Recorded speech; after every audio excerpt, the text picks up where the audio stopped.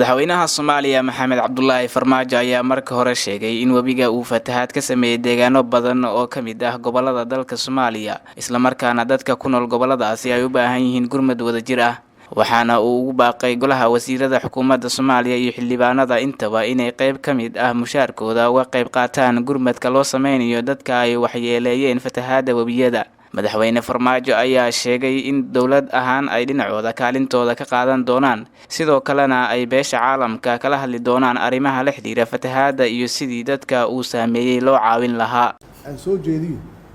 xukuumaddu ha bilowdo iyadu inay mushaarkeeda wax ka goyso. meeshan waxa fadhiya rag xildhibaano ah in iyaga naftu xildhibaanada loo tago oo iyaguna shir ay qabtaan birri ama birri dambe oo arrintaan ah iyaguna ay mushaarkooda ka gooyaan lacagtii ama dhaqaalihii ugu deeqi lahaayeen dadkaas waalahooda oo tabaalaysan. idinkaa yaqaan percentage-kiina iyo waxa loo baahan yahay kulliba ganacsatada noogu jeeb weyn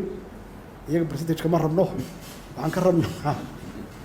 wax alla waxay hayaan inay geliyaan. culummada naftigooda ma jab yara marka haddaan intaas isu geyno waxaan aaminsanahay iyo diasporahaba waxaan aaminsanahay haddii aan sameyno mechanism qaab dhaqaalahaas loo aruuriyo iyo si transparency ah dhaqaalahaas loo bixiyo waxaan aaminsanahay dad badan inay aaminayaan qaabka aan wax u wadno wax badan ay ku darsan karaan. beesha caalamka annagaa raadinayna cid alla ciddayna garab taagan oo gacanna siinaysana waa soo dhaweynaynaa insha allah waan raadinaynaa hadduu ilaahi yiraahdo.